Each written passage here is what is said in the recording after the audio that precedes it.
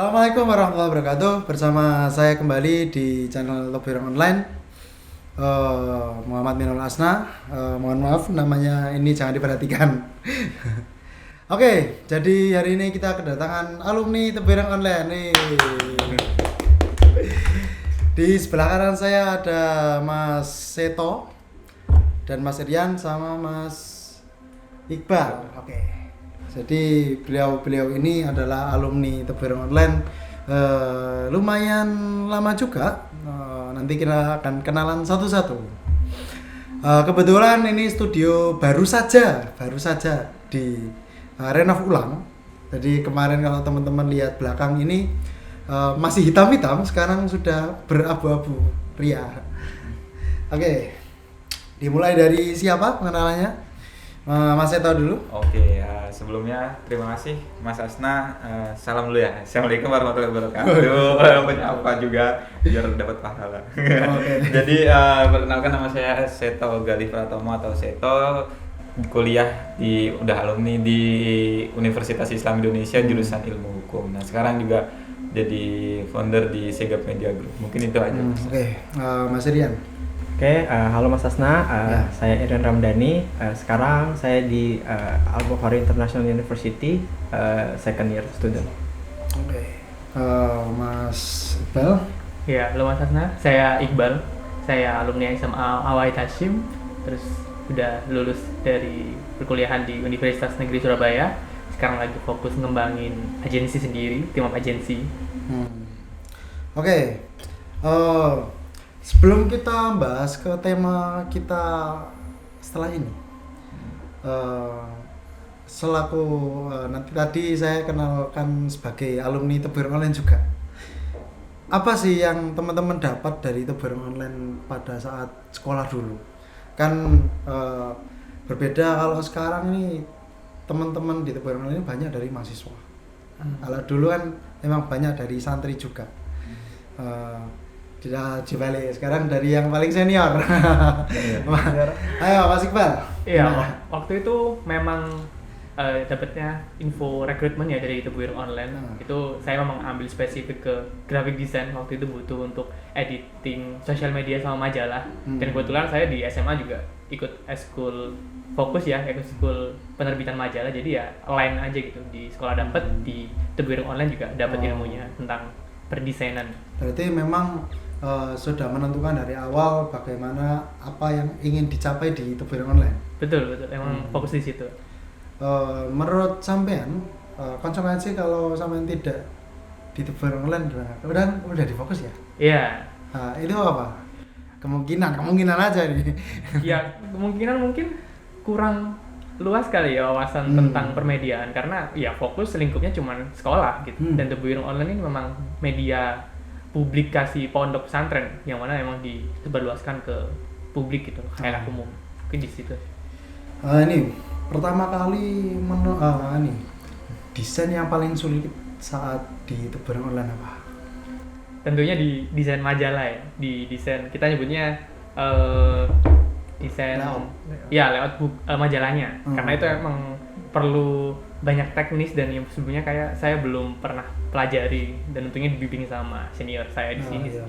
Memang kalau majalah itu dari rubrik ke rubrik yang lain kan kayaknya bisa beda-beda. Betul, penggunaan perangkat lunaknya juga beda. Oh iya. Ya. Oke, selanjutnya dari Mas Irian. Di Tebirong Online ini apa yang paling menginspirasi sampai sekarang? Yang menginspirasi tentunya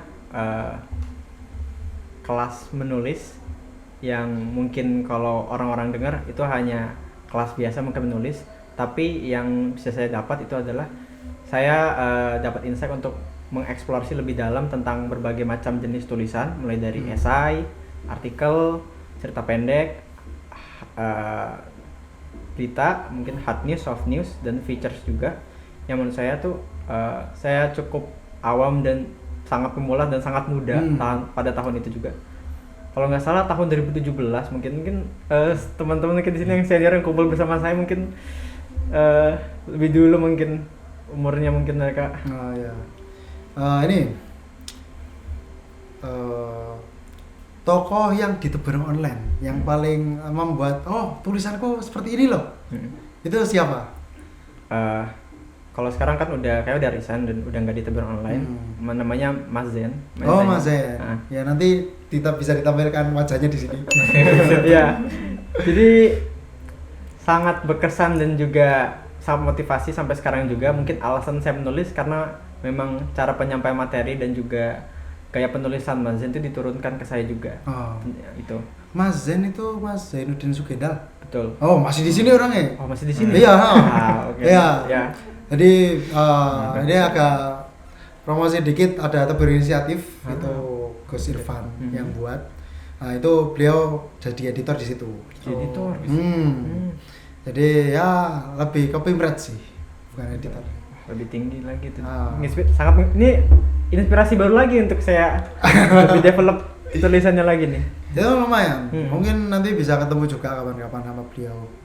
Atau sekalian nanti pas saya balikin sesuatu ke Tebareng Inisiatif juga. Mau ikut ya. Oke. Jadi itu kan tokoh ya. Tulisan pertama Mas Irian. Tulisan pertama. Tulisan yang saya pertama kali buat adalah cerita pendek. Cerpen. Berarti dari hal-hal fiktif gitu. Ya betul. Cerita pendek itu kalau nggak salah dirilis pada tahun 2017. Itu cerita pertama saya dan kebetulan juga yang mengedit juga, yang merevisi juga Mas Zen sendiri.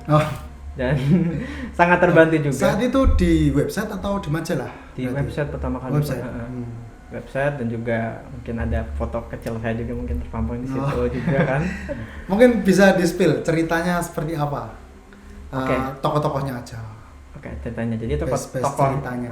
Jadi ceritanya dengan tokoh yang berlatar belakang dia itu pengen tahu tentang apa itu buku dan juga seberapa buku itu mengupas rasa ingin tahu dia. Dan itu berlatar maksudnya mungkin sudut pandang aku dan juga ayahnya. Jadi di situ ada komunikasi antara ayah dan anak, dan anaknya ini memang ingin tahu tentang seberapa jauh buku itu mengubah sudut pandang dia dan juga membuka wawasan dia. Wah, berarti analisis dua tokoh berarti ini. Iya. Di situ saya memainkan peran karena sosok pertama yang menginspirasi saya untuk berliterasi adalah ayah saya sendiri. Oh, iya. Ini cerita baru juga bagi saya. Oke, selanjutnya Mas Seto. Gimana? Apa yang paling bisa menjadi cerita menarik di Tebareng Online? Agak beda-beda ya. Beda-beda. Ya, mungkin saya pertama kali ya tahun sama 2017 ya, atau 2018 ya di Tebareng Online. Sebelumnya malah saya itu nggak minat dalam hal literasi atau menulis, membaca sebelumnya. Itu kan di SMP. Nah itu nggak ada. Palingnya nulis caption IG, nggak nulis story. Dan nggak pernah nulis kan. Terus habis itu masuk Tebareng Online, ya kita disuruh mau nggak mau ya harus nulis. Nah bagaimana nulis itu? Nah pertama itu saya nulis tuh mengenai berita dulu. Kalau nggak pertama kali juga ada artikel. Nah itu saya tulis. Terus kasih ke teman, ini gimana tulisannya, bagus gak, terus apa yang kurang. Itu udah di TO di Tebareng Online. Iya kayaknya. Terus habis itu baru nulis berita, terus banyak nulis berita, terus juga berkesan juga ya, banyak waktu itu kan liputan-liputan kayak ada pejabat, sering dulu pejabat datang. Nah itu pernah itu satu pejabat itu waktu itu tak bikin langsung 5 tulisan berita. Terus saking saking senengnya nulis gitu. Iya. Dari dia ke sini misalnya si A ke sini tuh latar belakangnya apa, terus ke sini ngapain aja, terus dia quotesnya yang disampaikan apa, itu sekolahnya gimana. Itu kan Angel beda-beda tuh. Dan itu langsung bikin banyak gitu. Itu termasuk berita. Tingkatan jurnalistik yang lumayan menengah ke atas. Jadi mencari satu hal dengan berbagai hal itu lumayan berat, terutama bagi umur teman-teman pas dulu baru masuk di SMA ya. Kalau saya tuh malah baru belajar nulis itu baru pas kuliah. Jadi saya alia di sini tuh ya nggak menulis sama sekali, hanya baca dari SD, baca macam-macam, yes baca aja. Baru pas akhir kelas 3 itu ikut UT bahasa Indonesia. Ngatur di Hazy Media dulu. Nah, jadi adik kelas ada yang semangat juga, akhirnya kita gerak-gerak bareng. Hanya 5 orang. Itu awal kali saya terjun, tapi nggak ada hasil apa-apa kan. Makanya awal-awal tuh ini bingung cara ini naruh koma di mana, naruh titik di mana, terus akhirnya ketemu suatu solusi, ya solusinya satu sih sebenarnya, banyakin baca, gitu, kayak banyakin baca buku, terus misalnya mau nulis tentang berita, ya banyakin baca berita, terus mengenai artikel atau apa ya banyakin baca buku ilmiah, jadi tahu oh ini waktunya koma, ini waktunya titik, oh ini naruh kayak gini, terus naruh tanda kutip habis titik tuh bener nggak sih atau gimana, titik dulu apa kutip gitu kan. Sebenarnya kan kalau baru-baru itu nggak tahu, terus akhirnya ya belajar, nah iya ya gini caranya, ya, intinya baca kalau itu sih. Iya. Ya, bener. Nah ini perspektif yang agak berbeda dari seorang desainer. Oh iya, desainer Ini beda ya. Kalau desainer, ini kelihatannya ini pengalaman saya sendiri ya, bahwa desainer ini selalu ikut tulisan orang lain. Jadi apakah desainer itu perlu juga memahami konteks dari sebuah desain juga? Contohnya gini, ini saya mencontohkan teman saya ya, saat taruhlah Afif, umpamanya bukan Afif yang lain ya, yes, Afif aja. Afif ini seorang desainer yang dia ini selalu dititipi desain. Nah, tapi dia ketika nggak ada titipan desain, dia nggak bisa desain. Jadi contoh Afif ini mau bikin Instagram tentang quotes. Nah, dia nulis quotes, hanya tulisan quotes aja, nggak peduli isinya apa, yang penting upload aja. Penting nggak sih untuk cari konteks dalam suatu desain itu? Ini penting sekali sih kalau menurut saya, karena apalagi untuk postingan seperti misalnya dari quotes ya, quotes itu kan penyampaian pesan secara teks yang mana itu si pembaca bakal membaca tulisan itu kan. Tapi bagaimana teks itu bisa nyampe ke pembaca itu perlu dukungan visual. Nah, di kuliah saya di desain komunikasi visual itu kita bilang bahasa visual itu mungkin satu gambar itu bisa lebih berat, bobotnya lebih berat daripada 1000 kata. Oh gitu malah. Iya, karena orang bisa menginterpretasikan satu gambar itu beda-beda dan bisa mendukung kata-kata di quotes itu. Misalnya nih, quotes tentang sesuatu yang bersemangat berapi-api membara gitu. Perlu ada dukungan-dukungan visual seperti itu agar kesannya ke pembaca itu lebih cepat masuk. Berarti bisa jadi sebuah desain itu lebih full power dari tulisan. Bisa dikatakan seperti itu, Kak? Bisa dikatakan seperti itu. Mungkin lebih saling mendukung aja sih. Ya, aslinya track record saya yang paling aneh. Saya pertama masuk itu saya daftarnya desain. Oke, desain. Desain malah. 1 bulan desainnya mati. Karena memang nggak punya perangkat dan alasan minjem laptop untuk desain. Akhirnya masuk ke tulisan. Baru masuk 2019 disuruh megang streaming. Wah udah akhirnya megang streaming selama beberapa bulan. Ada project wawancara santri Kiai Hasim. Saya ikut di dalamnya. Setelah itu ada project tambahan yang lain. Akhirnya sekarang masuk ke dunia audio visual. Jadi nggak hanya basis on text, nggak. Langsung audionya. Nanti bisa video-videonya santri itu saya bisa di-spill juga. Oke. Itu sekilas kisah keluh kesah teman-teman di Tebaran Online ya. Nah ini teman-teman sudah di luar pesantren ya.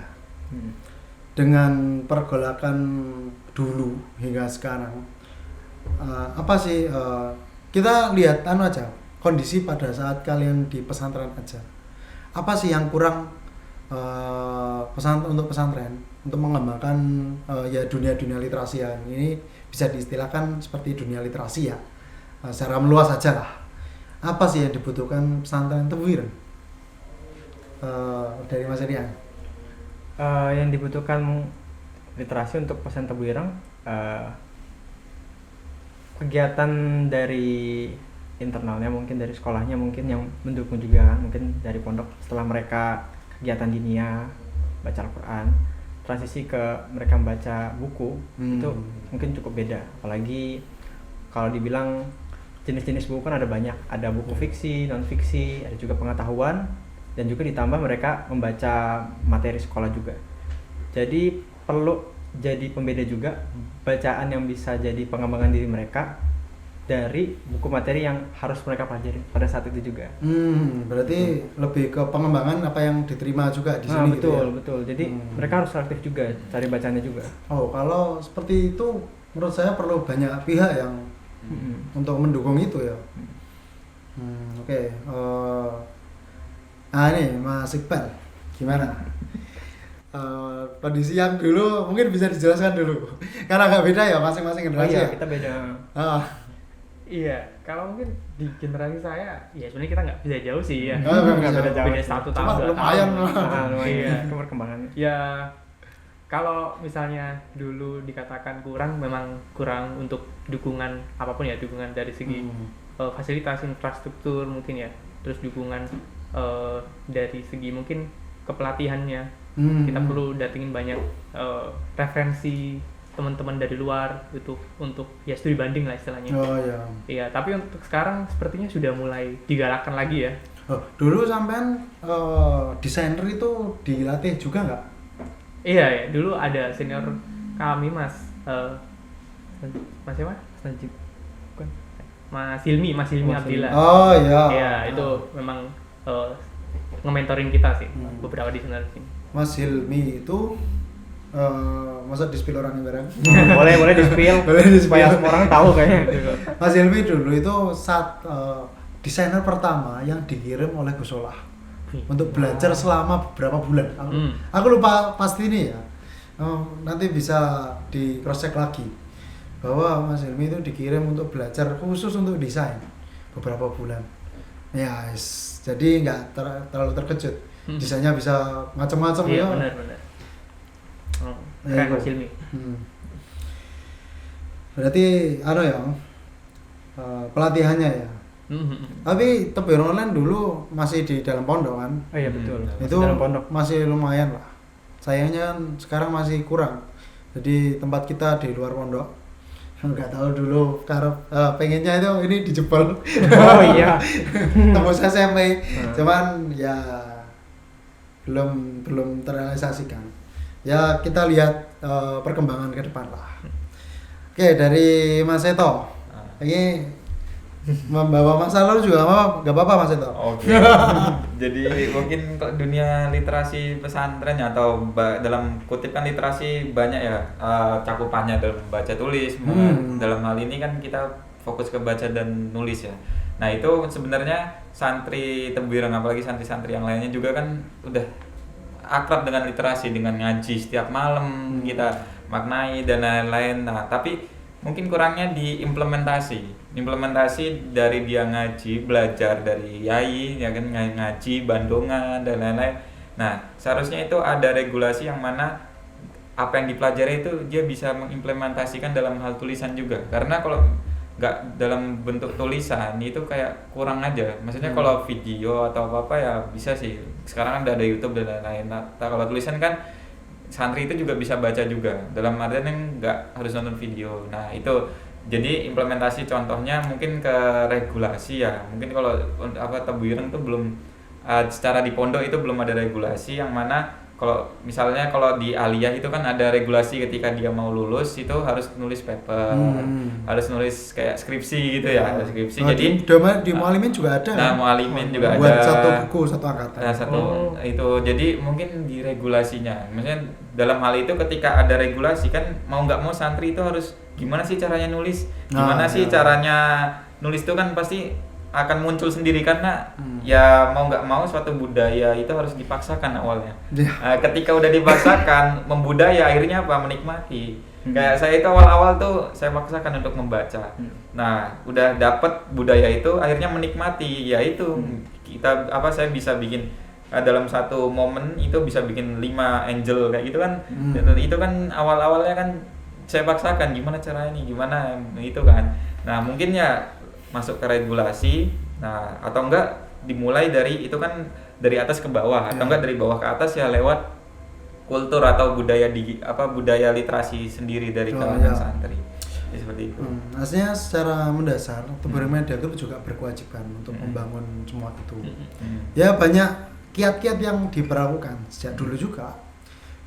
Cuman kiat-kiat itu akan terasa angin lalu ketika kurang ada dukungan dari pihak-pihak yang lain. Ya mungkin ini komentar bagi pengurus-pengurus. Bisa ya, kami harapan boleh. Mungkin juga ini sih menambahkan sedikit ya antara santri, pengurus juga alumni juga saling ini. Misalnya dari kita berkaca ke pondok-pondok lain kayak misalnya Lirboyo, Sidogiri itu kan setiap buku terbitannya itu hampir kita itu punya itu kayak misalnya membahas suatu itu dari mana dan lain-lainnya. Nah itu kan kayak kok bisa dengan mereka keterbatasan kayak pondok salaf nggak boleh bawa HP juga teknologi, tapi kok bisa untuk seperti itu kan ada pihak-pihak ketiga gitu loh yang bisa masuk ke sana. Itu harusnya Tebur sangat bisa. Nah itu sangat bisa, tapi kesadaran dan juga bergerak bersama itu mungkin belum seirama. Nah itu sih mungkin kita kekurangannya itu di situ aja. Iya. Oke. Pesantren Tebu Ireng dengan segala harapannya masih terus berharap, terutama dari para alumni di media juga dulu. Ini harapannya besar, ya tidak menjurus di satu pihak. Emang suatu hal yang membangun itu dibangun bersama, enggak sendiri-sendiri. Oke. Itu pembahasan pengenalan kita aja. Sekarang kita membahas terkait tema yang kita pilih. Kebenaran tidak akan jauh dari kebohongan. Nah, itu sering terjadi di berbagai macam platform media yang berdampak di masyarakat secara luas. Opini publik itu membentuk juga. Jadi seseorang menganggap suatu kaum general seperti ini karena satu oknum yang bertanggung jawab. Akhirnya yang lain juga berdampak. Nah, kebenaran ini itu terjadi di banyak masa juga. Terkait contoh itu terkait kasus di pesantren. Bahwa ada sebuah pembulian atau naudzubillah pencabulan. Itu sangat berdampak meskipun memang hanya 1-2 pesantren. Contoh jelasnya itu ketika ada teman saya di pesantren lain itu ditanyakan, "Mas, ini saya nitipkan anak." Pesantrennya pengurusnya ada yang seperti pesantren ini enggak sih? Kayak hal negatif tapi. Nah, itu salah satu ini terjadi, saya nggak perlu menyebutkan orangnya juga. Bahwa kesan secara umum orang-orang itu mengeneralisir sesuatu di satu kaum itu sangat marak. Yes. Itu menurut teman-teman gimana sih? Ini sudah pernah terjun di media, bahkan sekarang juga masih di media. Iya. Meskipun Mas Rian ini masih kuliah, cuma kan tetap media juga. Media lagi. Jadi seperti apa? Dari Mas Seto mungkin? Oke, jadi mungkin yang dimaksud itu era post-truth ya. Bagaimana era post-truth itu artinya era pasca kebenaran. Artinya orang nih tahu ini salah, tapi diakui oleh semua. Orang tahu salah. Terus akhirnya walaupun salah, nah ketika orang mengakui itu benar, mengakui mayoritas itu benar, akhirnya apa? Dianggap orang itu benar. karena nah itu sih jadi ini adalah penggiringan opini kalau dalam komunikasi politik ya. Itu penggiringan opini dan juga nah itu yang itu senjata banget untuk di dunia politik karena perspektif publik. Nah, penggiringan opini dan juga itu harus melalui propaganda lah. Propaganda ini gimana nih caranya nih biar opini ini bisa diterima masyarakat. Oh, ini bener loh padahal salah gitu loh. Oh, ini salah loh padahal bener. Nah, makanya sekarang itu mungkin netizen di Indonesia ya ini sekarang istilahnya ada FOMO ya, jadi itu ikut-ikutan lah intinya, ikut-ikutan kayak takut ini kayak jadi orang nih kayak misalnya suatu pengalaman atau suatu peristiwa ini salah gitu kan, udah salahin semua padahal nggak tahu itu salah apa enggak, akhirnya mengecap itu wah ini salah ini bla bla bla kayaknya ya ikut-ikutan aja, makanya nggak heran kalau banyak ya di Instagram atau apa-apa kalau ada berita tentang politik, tentang yang viral pasti komennya banyak. Nah kayaknya bisa dicontohkan. Mungkin langsung contohnya aja. Misalnya kayak Iran, Israel gitu kan. Iya. Nah itu kan mungkin karena penggiringan opini di Indonesia Israel itu salah, yaudah salah gitu loh. Padahal nggak sepenuhnya salah juga. Nah misalnya gitu kan. Kalau misalnya dari pandangan entah apa gitu kan. Nah misalnya kayak gitu, nah temen-temen itu kan di Indonesia kan kalau emang udah salah ya salah gitu loh, kayak kok kayak gini, kayak generalisasi itulah, faktor generalisasi itu yang emang bahaya. Nah gimana cara menanggulanginya? Ya kita sajikan fakta-fakta yang, makanya ketika fakta itu nggak muncul, ya akhirnya apa? Yang hoax ini akhirnya ya itu yang diakui, itu yang dibenarkan. Mungkin itu sih sedikit dari saya. Oke, Mas Irian. Jadi opini publik ini menjadi acuan. Ini agak melenceng sedikit ya. Demokrasi ini membahas terkait opini publik juga. Bagaimana demokrasi diambil dengan suara terbanyak. Wah ini mayoritas. Lagi kan. Semakin kita membawa post-truth ini semakin parah, nanti publik juga akan semakin parah karena sistem demokrasinya ini. Menurut Mas Irian gimana? Oke, ini kan karena publik kan, dan emang tadi Mas Seto sempat bicarakan tentang literasi digital kan. Jadi saya sangkut pautkan tentang sekarang kan ada digital, kita bisa upload opini kita di sosial media dan kita tuh masih mengikuti parameter like, dislike dan mungkin paling banyak subscribernya ataupun paling banyak pollingnya. Jadi suara paling keras, suara paling didengar, suara yang paling besar adalah suara mayoritas. Jadi tanpa kita tahu latar belakang, fakta di belakang, apakah jawaban ini benar-benar diverifikasi benar ataukah hanya opini belakang ataupun hanya hipotesis sementara atau memang ada salah satu propaganda di dalamnya, mungkin salah satu agenda setting yang dilakukan orang-orang lain, itu menurut saya sangat berbahaya, apalagi demokrasi kan. Mungkin sedikit kita ulik lagi kan, kalau jawaban kita minoritas nih, nanti dibilang nggak demokrasi, kenapa nggak didengarkan? Benar. Iya.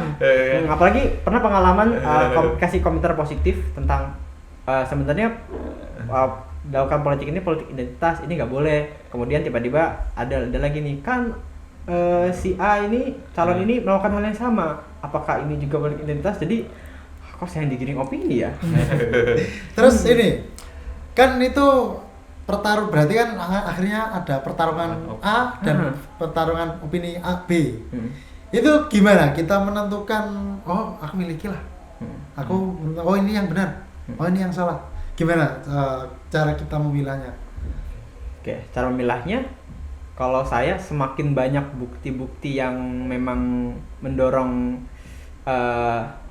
perilaku ataupun hal yang dilakukan oleh salah satu pihak itu ternyata benar, bisa dipastikan memang apa yang dilakukan itu memang benar dia melakukan salah ataupun dia melakukan suatu kegiatan ataupun perilaku yang tidak buruk, menurut saya baik gitu kan.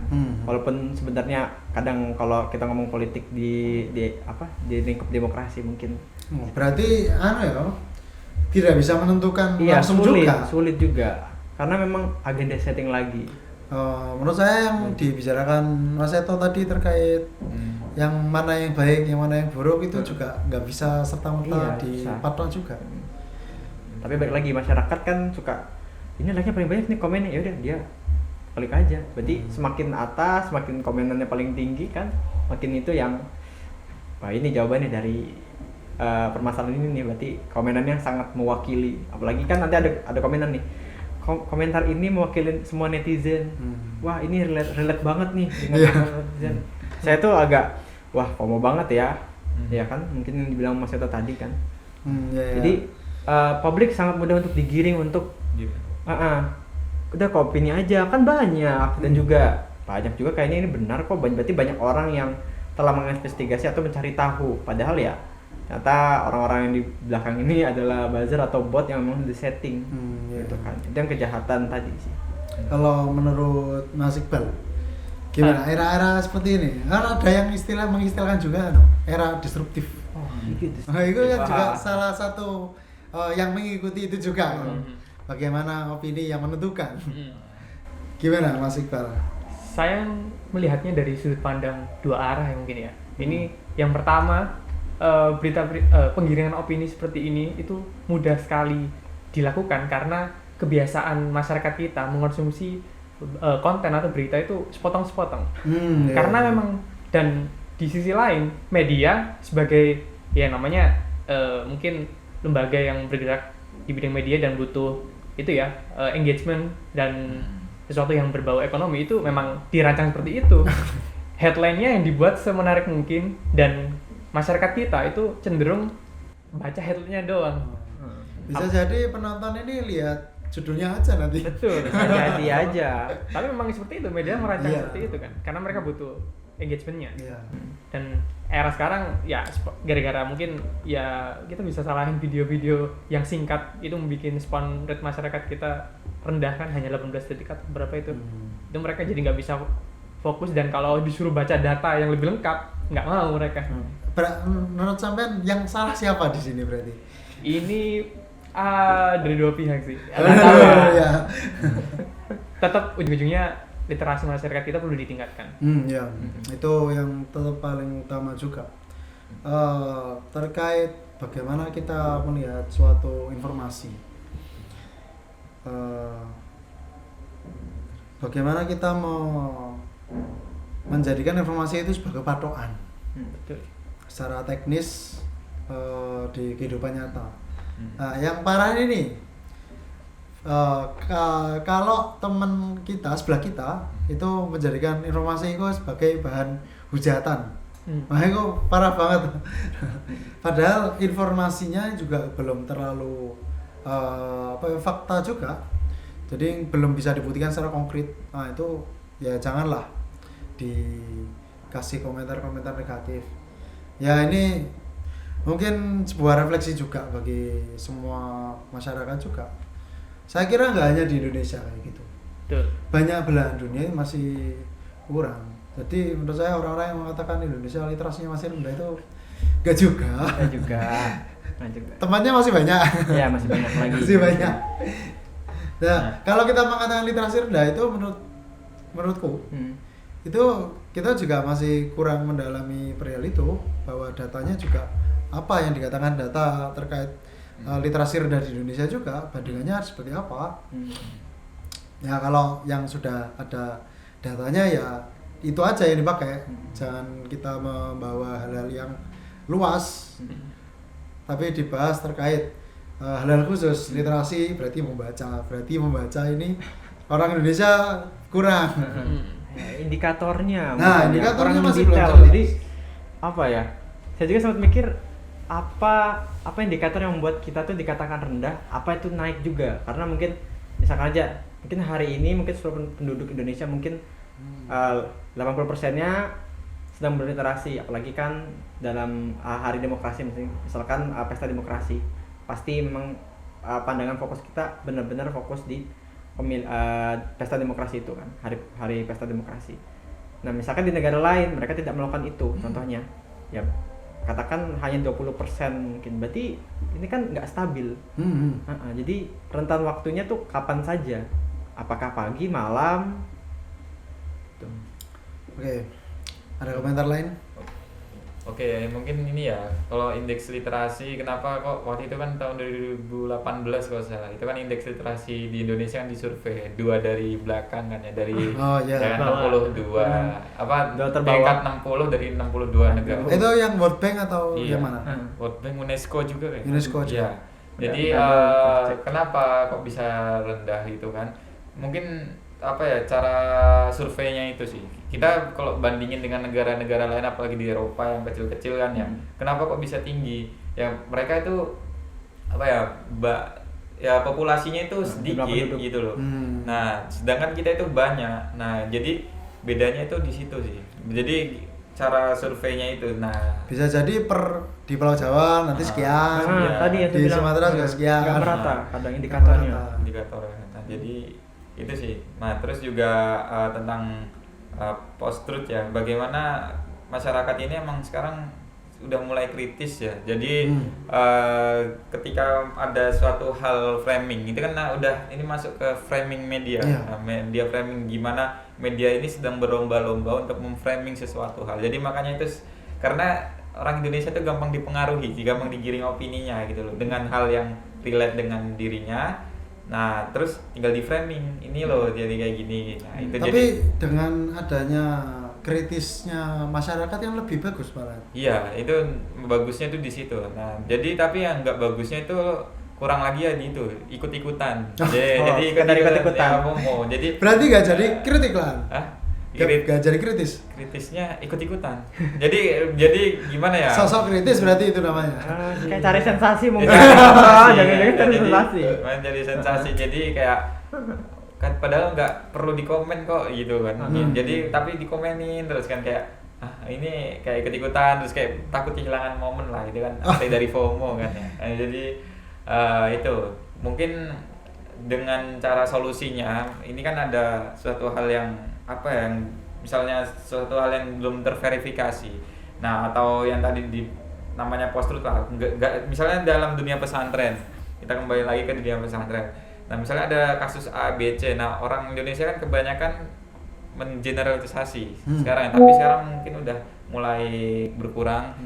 Solusinya apa? Menaikkan hal-hal untuk menabrak opini itu bareng-bareng. Nah, inilah PR kita bersama santri se-Indonesia untuk sama-sama gitu loh, menaikkan hal-hal tersebut, hal positif. Nah, karena sekarang kan yang naik kan malah hal-hal yang negatif, masalah kayak jarang loh kedengeran hal-hal positif dari pesantren. Dan juga diapresiasi hal-hal yang positif itu dan lain-lain, hal-hal yang santri bisa ini bisa itu, inovatif tuh jarang, malah viralnya pas hal-hal negatif. Iya. Nah, itu ya makanya kita juga gimana caranya untuk media pesantren atau dunia santri ini, santri untuk bisa ya mengimbangi framing itu. Framingnya ditabrak dengan framing juga gitu loh. Jadi jangan diam. Kalau diam malah menggiring opini, seakan-akan itu semua pesantren itu seperti itu. Berarti emang akhirnya kita harus beradu opini berarti. Iya, jadi kita ya media dunia digital sekarang ya kita berhadapan dengan itu. A ketabrak dengan A, selesai itu loh. Jadi mungkin sedikit kasus ya. Kemarin ini di kampus, salah satu kampus di Jogja itu kemarin sempat viral juga yang ada anak BEM lah itu dituduh melakukan pelecehan seksual di X bla bla bla, ternyata pas di cross check malah pelakunya yang lapor polisi. Iya kemarin itu kan. Malah pelakunya lapor polisi. Itu pas diselidiki oleh polisi ternyata akunnya itu sakit hati. Itu yang buat itu cuman sakit hati cowok, padahal cowok yang framing itu. Nah itu kan pertama netizen kegiring opini tuh, menghujat akunnya itu sampai komenan beribu-ribu bla bla bla bla. Nah, terus dia tabrak dengan keberanian dia, dilaporin ke polisi, ini nggak bener bla bla bla. Akhirnya apa? Terungkaplah itu.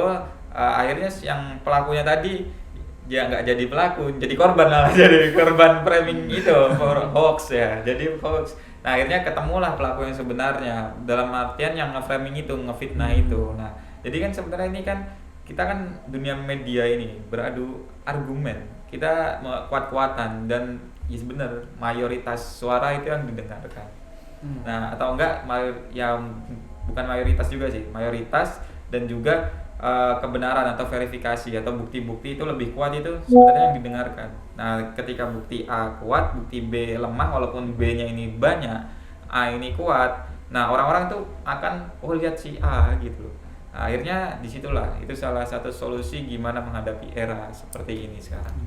Itu sih kalau dari Mas Iqbal. Ya. Menurut sampean ini bagaimana? Aku nggak mau pakai istilah post-truth ya. Ya yang jelas generalisasi dari masyarakat Indonesia ini. Apa sih yang menjadi titik masalah utama menurut sampean? Kan udah dari 4 orang malah udah terjun di dunia kerja juga kan? Ya sekali lagi ada banyak faktor yang menentukan bahwa upaya framing ini yang tentunya mungkin yang paling kita sering ketahui ditunggangin medianya ditunggangin kepentingan tertentu, atau si medianya memang mencari sensasi karena butuh duit, butuh sponsor, butuh engagement ya biar publikasinya lebih luas. Banyak faktor untuk itu, dan itu memang kalau ditelisik ya banyak sekali. Ya salah satunya yang bisa menangkal itu ya si konsumennya, orang yang mengkonsumsi medianya. Gimana caranya biar nggak kepancing dengan media yang sudah didesain secara seperti itu. Karena memang di kuliah saya belajar user behavior ya, kayak apa istilahnya, kebiasaan pengguna gitu. Mereka media udah tahu kebiasaan pengguna itu ngapain, dari ini mereka mancing pakai emosi itu cara pancingan paling kuat. Jadi bikin orang emosi dulu, itu bikin pikirannya udah nggak jernih, nggak bisa tentuin mana kebenaran, mana yang salah gitu, itu baru dipancing. Nah gimana caranya ya dari konsumennya sendiri ngeblok itu. Ya masih tetap tergantung dari netizen masing-masing. Jadi menurut saya emang nggak semuanya bisa dikatakan baik, nggak semuanya bisa dikatakan buruk. Semua hal tentang manusia ini, kalau kata ibu psikolog yang di podcast yang lalu, bisa dilihat juga nanti, itu mengatakan bahwa ilmu tentang manusia ini nggak ada yang pasti ya. Jadi bagaimana informasi ini berjalan juga nggak ada yang pasti. Kita nggak bisa menilai seseorang ini baik, besok tetap baik, atau sebaliknya juga.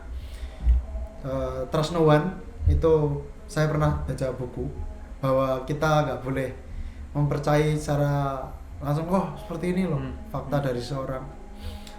Ada juga dalam ilmu hadis, aku nggak hadis sudah, bahwa ketika kita menemukan satu fakta jelek dari seseorang, jangan langsung percaya. Kalau ada fakta baik dari seseorang, langsung percaya nggak masalah. Bahwa hal-hal negatif itu harus dibuktikan dengan data, fakta, tidak dengan opini. Dan bahwa sebuah hal yang baik terima aja dulu sebelum ada fakta yang mengikuti. Nah, sekian dari saya, semoga bermanfaat. Ambil baiknya, buang jauh-jauh yang buruk. Terima kasih pada teman-teman yang sudah hadir, terutama Mas Rian jauh-jauh dari Malaysia. Oke, terima kasih pada teman-teman yang sudah mengikuti hingga menit ini, detik ini, dimanapun teman-teman berada, kapanpun, sampai kapanpun di channel Tebu Ireng Online. Semoga bisa ikut terus menemani santri Tebu Ireng. Terima kasih. Wassalamualaikum warahmatullahi wabarakatuh. Salam literasi. Salam. Salam literasi.